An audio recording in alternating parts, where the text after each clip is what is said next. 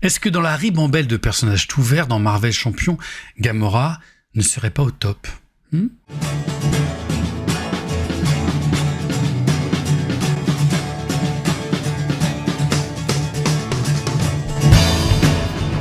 Hello et bienvenue dans Marvelous, là où on ne parle que de personnages tout verts. Oui, après Hulk, après Miss Hulk, après Drax. Aujourd'hui, nous allons parler de notre ami Gamora. On continue bien évidemment toute la série sur les Gardiens de la Galaxie. Et Gamora ne serait-elle pas très bien placée pour être le meilleur personnage des Gardiens de la Galaxie? On va voir tout ça tout de suite en détail. On commence donc avec la phase Alter Ego. Pour une taille de main de 6, point de vie 10, de base à peu près moyenne, une règle de 3... Alors, tacticienne hors pair, donc elle a une espèce de construction de deck building dès le départ. Vous pouvez inclure dans votre deck jusqu'à 6 événements attaque et ou contre d'affinité autre que l'affinité choisie. Donc en gros, si vous la mettez en protection et que vous voulez mettre 6 événements attaque ou contre de par exemple de justice, vous pouvez le faire. Si vous prenez l'affinité justice et que vous voulez mettre des événements protection, etc. Voilà en gros ce à quoi vous allez pouvoir comment vous allez pouvoir en tout cas construire votre deck de Gamora. Donc dès le départ, je trouve que c'est quand même hyper fort parce que ça nous permet de pouvoir aller chercher des cartes extrêmement importantes qui peuvent parfois faire défaut à une affinité, et on peut tout à fait dans ces cas-là réussir à upgrader son deck building avec les petits trous qu'il peut y avoir dans certaines affinités. Effectivement, protection, c'est une affinité qui est hyper intéressante, mais par exemple, on manque de dégâts, alors que il y en a énormément, bien sûr, dans l'agressivité. C'est pareil avec la justice, etc. Si par exemple, vous avez un deck extrêmement agressif avec Gamora, vous pouvez aller chercher des cartes de contre qui vous permettront de gérer davantage de menaces sur les manigances. Donc tout ça était quand même extrêmement intéressant déjà de base comme deck building. Mais en plus, Gamora, l'alter ego, a une action. Vous regardez la carte du dessus de votre deck. Si cette carte est un événement attaque ou contre, piochez-la. Donc, elle a une possibilité d'avoir une taille de main de 7 si effectivement on a on prend une carte événement contre ou attaque. Et de toute façon, toute sa logique à elle va se baser sur des attaques, sur des contres et sur des événements. On va voir, elle en a pléthore, et en tout cas sur l'idée du deck building, vous allez remplir votre deck de cartes événements. C'est ça qui est quand même extrêmement intéressant avec Gamora. Quant à la face héros de Gamora, elle est comme Black Widow, comme plein d'autres qui ont des stats à peu près parfaites de base, du 2-2-2, donc avec toujours une taille de main de 5, mais là son pouvoir est hyper intéressant. Réponse: après que vous avez joué un événement attaque, retirez une menace d'une manigance, une fois par phase. Et quand vous avez joué un événement contre, infligez un dégât à un ennemi, limite d'une fois par phase. Alors ce qui est extrêmement intéressant, c'est lorsque vous allez jouer une carte contre, vous allez pouvoir mettre un petit ping quelque part, histoire de virer un état tenace. Et quand vous allez jouer une carte d'agression, une carte d'attaque, vous allez pouvoir retirer une petite menace à droite à gauche.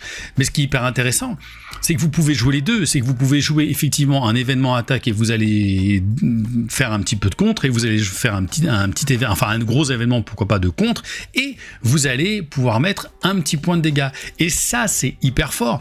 Ça montre la polyvalence de Gamora qui peut répondre vraiment à tout. Je vais spoiler un tout petit peu, mais en tout cas, en solo, Gamora, c'est un personnage vraiment très fort. En tout cas, je trouve à chaque fois dans les parties que j'ai fait avec elle. Et puis, il y a aussi, évidemment, beaucoup de fun. Passons aux cartes signature avec l'allié signature Nebula. Alors, Nebula, c'est drôle parce qu'on l'a en allié signature pour Gamora, on l'a en héros, on l'a en méchant, enfin en paquet de héros, et on l'a en méchante dans les convoitises galactiques. Donc c'est très drôle. Je crois qu'il y a même une carte basique, hein, c'est ça, de Nebula, si je dis pas de bêtises. Non, j'adore Nebula. Alors ce personnage donc qui coûte que 2 de contre, 2 d'attaque, un dégât consécutif pour 2 points de vie. Déjà, c'est vachement bien pour 2. Pour 2, elle peut vous faire 2 d'attaque ou 2 contre. Et ou pourquoi pas tanker sur un tour. Réponse: après que Nebula est entrée en jeu, cherchez un événement attaque ou contre dans votre deck et ajoutez-le à votre main. Mélangez votre deck. C'est super fort. C'est un très bon allié signature. On fera évidemment un jour quel est le meilleur allié signature lorsqu'il y en a, parce qu'il y a des personnages évidemment qui n'ont pas d'allié signature, comme Groot, comme Raccoon, comme Hulk ou d'autres. Donc je trouve que c'est un super allié signature qui rentre complètement dans sa synergie et qui vous permet d'avoir une main un petit peu plus balèze. Et franchement, 2-2, c'est super fort. Sachant qu'aussi, on n'en parle pas là dans cette série de vidéos, en tout cas d'analyse de deck de cartes signature. Mais elle est aussi Nebula, son Sbire Nemesis, qui fait que quand elle rentre en jeu, son Sbire Nemesis, on défausse notre Nebula à nous, si jamais on l'avait. Donc je trouve que c'est une mécanique aussi qui est hyper intéressante. Et d'ailleurs, il y a la même chose pour Nebula, qui a Gamora à la fois en allié et aussi donc en Sbire Nemesis. On a ensuite un soutien à la salle de sport pour un lieu, action d'alter ego, vous inclinez à la salle de sport, vous renvoyez dans votre main l'événement attaque ou contre le plus proche de la base de votre pile de défausse et vous soignez un dégât de Gamora. Pour un dégât de soigner, ok, c'est sympa, mais surtout vous allez chercher de nouveau une carte à mettre dans votre main qui est le plus proche de la base de votre pile de défausse. Donc dès le départ, donc c'est-à-dire que même pourquoi pas au moment du mulligan, pensez bien à mettre pourquoi pas une carte événement, enfin donc un événement contre ou attaque, bien au fond, vous êtes sûr de pouvoir aller la récupérer avec la salle de sport. C'est hyper intéressant. Moi j'aime toujours de toute façon les cartes qui nous permettent d'aller chercher des cartes donc qui sont dans la défausse. On a deux autres améliorations. Alors, on a donc une amélioration en 2 exemplaires. C'est un générateur de ressources, l'instinct affûté. Vous inclinez instinct affûté, vous générez une ressource libre pour un événement attaque ou contre. On en a 2. C'est très très bien parce qu'on voit que de toute façon les événements vont coûter au maximum 2 ou 1. Après on a évidemment aussi des événements qui coûtent plus cher dans les affinités. Mais franchement, si même vous arrivez à en avoir qu'une sur le début de votre tour, enfin sur le début de votre partie, tous ces autres événements, même les 2, ça va vous coûter que 1. Donc je trouve que c'est déjà très très intéressant. C'est un générateur de ressources plutôt que d'avoir un générateur de ressources à 2 qui vous fait une ressource. Là vous en avez 2 qui vous permettent d'avoir en tout et pour tout 2 générateurs. Voilà, alors je crois que dans l'absolu vous pouvez incliner les 2 si vous avez les 2 pour un événement et résultat il serait à 0. Je crois que c'est ça, hein, parce qu'il y a d'autres cartes on ne peut pas faire ça. Enfin, vous me direz en commentaire si je me gourre. On peut incliner ces 2 cartes pour payer celle-ci 0. Je crois que s'il y a d'autres cartes shield dans lesquelles on peut pas faire ce même genre je crois qu'il y a une petite subtilité, mais dites-moi ça en commentaire. Et en dernière amélioration, on a l'épée de Gamora qui coûte 3, donc c'est quand même finalement sa carte la plus chère de tout son set. Restreint. Après que vous avez joué un événement attaque, vous infligez 1 dégât à un ennemi. C'est ok. C'est quand même un peu cher. Alors évidemment, on a envie de l'illustration est très belle aussi. De toute façon, toutes les illustrations sont vraiment très très très très belles. En plus, c'est toujours à chaque fois des illustrateurs différents, ce qui fait qu'on a plusieurs visions de ce même personnage et je trouve ça vraiment très intéressant. Moi, je m'en passe. À chaque fois que je joue Gamora, il faut vraiment quelque chose qui soit vraiment très circonstanciel pour que je puisse la poser. Généralement, je la pose pas. Alors oui, ça vaut toujours le coup. Un dégât à un ennemi, on vire assez souvent des états tenaces avec ça et ça permet de grappiller aussi. Mais pour 3, généralement, je la fais passer après. Voilà. Alors là, on a tout un tas d'événements. Pour 0, imposer son rythme, vous retirez une menace d'une manigance, donc c'est un contre. Donc évidemment, quand vous faites pour 0, vous retirez une menace d'une manigance, et donc on a la réponse du contre qui nous permet de mettre un point de dégâts à un ennemi, donc ça fait une manigance en moins, un dégât en plus pour 0. Bon, voilà, c'est une très bonne carte. Voilà, ça permet d'enclencher, en tout cas, les réponses de Gamora, une des 2 réponses. Ensuite, on a le coup décisif pour 2. Attaque, action de héros, infliger 4 dégâts à un ennemi, 7 dégâts à la place si vous avez joué un événement contre lors de ce tour. Donc vous devez la jouer en seconde position. Donc vous avez une taille de main de 5. C'est pour ça que ça va être intéressant d'avoir ces améliorations qui vont vous permettre de faire baisser le coût de coups décisifs. Et donc, si vous avez joué un événement contre juste avant, vous avez mis 1 point de dégâts. On est bien d'accord, grâce à son spécial. Ensuite, vous jouez ça, et donc vous pouvez mettre 7 points de dégâts supplémentaires, ce qui fait donc 8 points de dégâts, plus elle qui attaque, ça fait donc 10 points de dégâts en un tour avec ce coup décisif. 2 pour 7, c'est super fort. C'est très bon. On a la même chose à peu près avec forcément les contres. Donc on a le bond en avant pour 2, retirer 3 menaces d'une manigance, 5 menaces à la place si vous avez joué un événement attaque lors de ce tour. Pareil, si vous préférez jouer cet événement-là avant, vous avez pu le jouer, bah vous mettez que 4 de dégâts, mais peut-être un événement d'une autre affinité. Et puis vous avez ce contre-là qui vous permettra, encore une fois, de rajouter un petit dégât supplémentaire en enclenchant le spécial. C'est le super set, c'est un très bon set que j'aime vraiment beaucoup. Avant de passer au contre-croisé, qui est quand même une carte un peu spéciale quand vous la connaissez. Alors là, c'est un très bel écart facial croisé, magnifique, le mouvement acrobatique. C'est une attaque pour 0, infliger 2 dégâts à un ennemi, et donc on retirera un contre. Alors c'est un petit peu la même chose que imposer son rythme. C'est bien vu, c'est hyper intéressant, 2 dégâts à un ennemi, et donc on vire une menace. C'est cool, voilà, j'aime bien. Et enfin, le contre-croisé.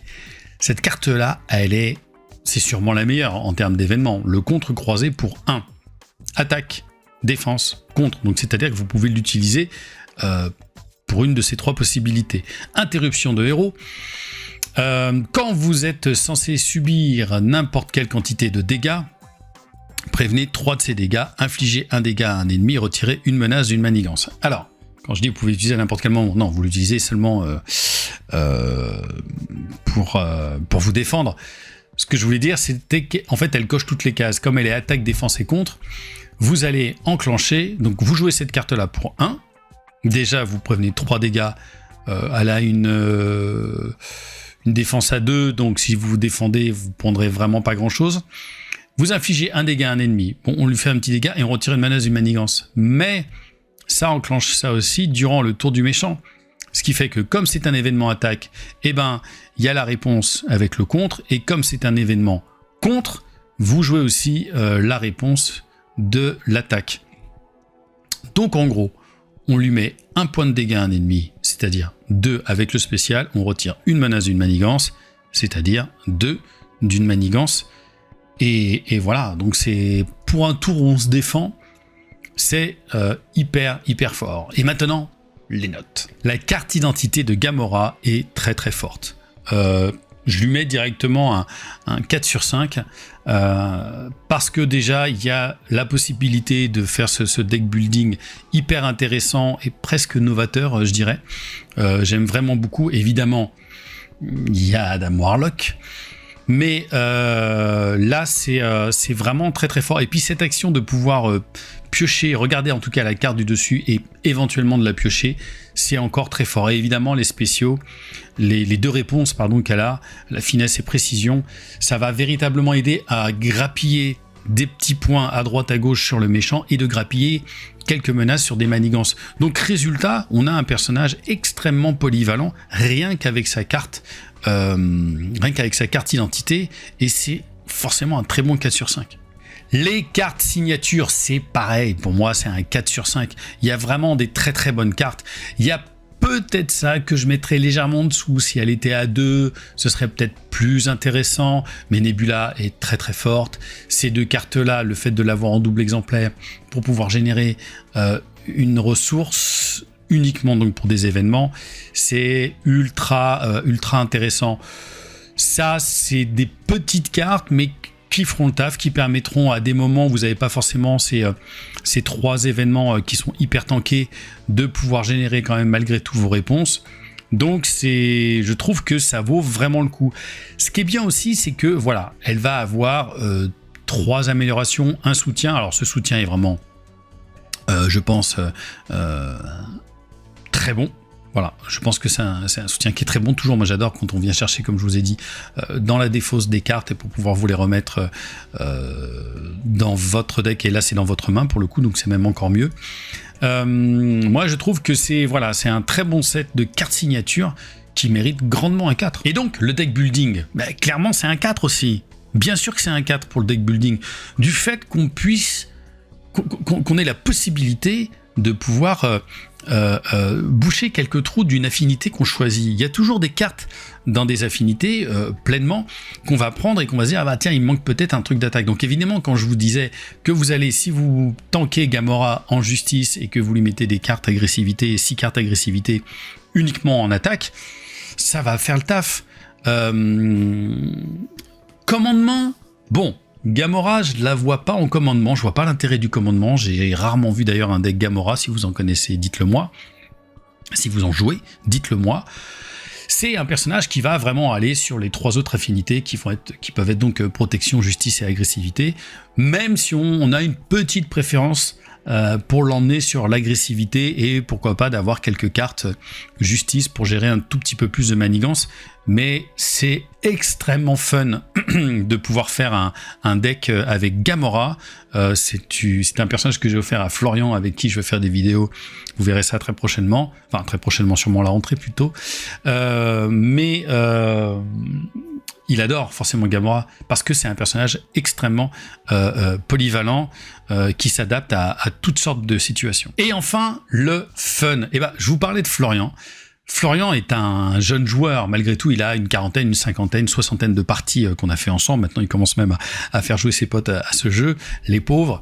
Il a adoré, il a très vite compris le mécanisme. Alors, évidemment, il faut beaucoup lire les cartes.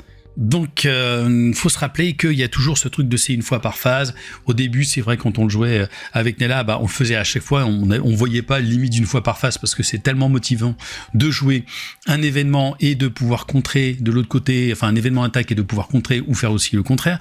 Donc, c'est hyper fun. Alors, la prise en main, elle se fait assez facilement au bout de quelques parties.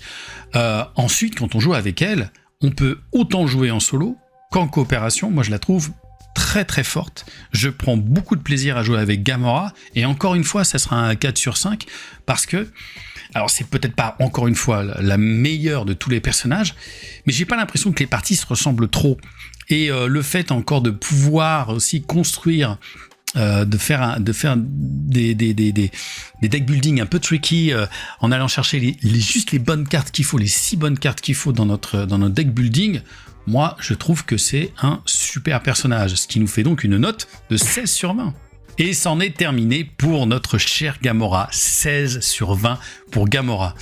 Est-ce que ce serait pas le personnage des Gardiens de la Galaxie le plus fort, le plus pété, c'est-à-dire celui qui est le plus polyvalent et celui avec lequel on prend le plus de plaisir? Mon cœur penche un peu, on n'a pas fini toutes ces vidéos sur les Gardiens de la Galaxie, vous saurez très bientôt qui, à mon avis, est le meilleur Gardien de la Galaxie, mais peut-être que vous le savez déjà. Moi, je prends un pied fou avec Gamora. J'ai une petite préférence en fait pour ce côté Drax parce que j'aime ce côté où il s'en prend plein la gueule et qu'après il devient juste complètement fou. Mais Gamora, elle s'active finalement assez rapidement puisque elle n'a pas besoin de se builder véritablement à mort. Et évidemment, dans le seul build qu'il faudrait avoir, c'est ça qu'il faut aller chercher avant tout en priorité. Pas l'épée, encore une fois. Et pourquoi pas la salle de sport, évidemment. Mais vraiment, une fois que vous avez l'instinct affûté, allez-y. Alors après, vous allez faire sûrement des flip-flaps. Elle peut être un petit peu fragile à des endroits. Mais franchement, c'est un super personnage avec lequel je m'éclate. C'est à vous. Eh oui, c'est à vous maintenant, là, derrière votre petit clavier, de commencer à taper des petits mots et puis des petites notes pour me dire qu'est-ce que vous donneriez comme note à Gamora. Faites-moi plaisir. Mettez-la haut parce qu'elle mérite d'être très très haut, Gamora. En tout cas, pour moi, elle est extrêmement supérieure en presque tous les points que Star-Lord. Je sais qu'on n'est pas tout à fait d'accord avec Nella là-dessus. Peut-être que je ne serai pas non plus tout à fait d'accord avec Mathieu, mais Gamora, voilà, elle peut s'occuper véritablement de tout. Moi, j'aime cette polyvalence dans ce personnage. Donc vous, dites-moi si dans ce personnage, vous trouvez autant de polyvalence, autant de plaisir. Mettez-moi ça en commentaire, comme d'habitude. Ça, vous connaissez. ça, vous savez que ça signifie qu'il faut s'abonner à la chaîne du Troll Savant, la petite cloche pour ne louper aucune des notifications qui vous parlent de toutes les émissions qui sortent sur le Troll Savant. Nous, on se retrouve tout bientôt, sûrement peut-être pour finir nos analyses des personnages des Gardiens de la Galaxie. On se retrouve très très vite. D'ici là, ciao Marvelous.